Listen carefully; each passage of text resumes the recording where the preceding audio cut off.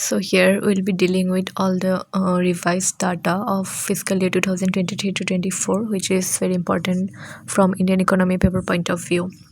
So number one, we have India's quarter 4 GDP has a growth of 7.8% and driven by strong growth in the manufacturing sector. So, according to the data released by the National Statistical Office on Friday, May 31, the sector-wise analysis revealed that the real gross value added grew at a rate of 7.2% in 2023 to 24, and compared to the 6.7% growth observed in the last year of 2022 to 2023. So India's GDP growth jumps to 8.2% in fiscal year 2024, and the fiscal deficit for year 24 it improves to 5.63% of GDP, which is narrower than the government's target of 5.8%.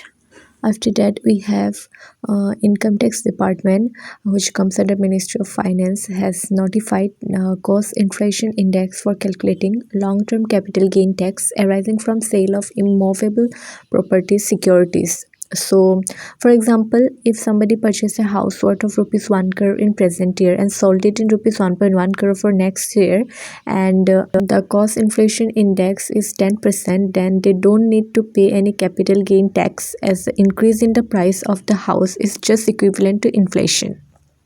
So if there is any additional gain over inflation, then only they need to pay any capital gain tax. After that, we have RBI to transfer of rupees 2,10,874 crore surplus to center for year fiscal year 2024. So every year RBI earns income from currency printing and other sources, and out of this income some part it keeps with itself and some part it transfers to Government of India, which is called the Economic Capital Framework. So, Bimal Jalan Committee has recommended to keep contingency risk buffer in the range of 5.5% to 6.5% of the balance sheet, that is assets or liabilities. So, higher income of RBI may be because of higher currency circulation in the system due to higher economic growth and higher amount of transactions. Now let's understand the term contingency risk buffer. So the amount that RBI earns from various income, so the amount that it keeps with itself is called the contingency risk buffer, and some part of it which is transfers to the Government of India, it is called the dividend.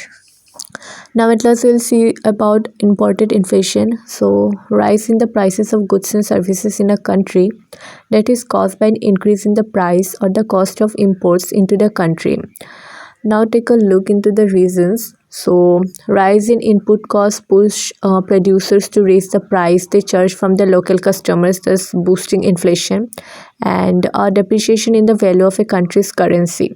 And then rise in import costs even without depreciation in the value of a country's currency is also believed to lead to import inflation, for example crude oil.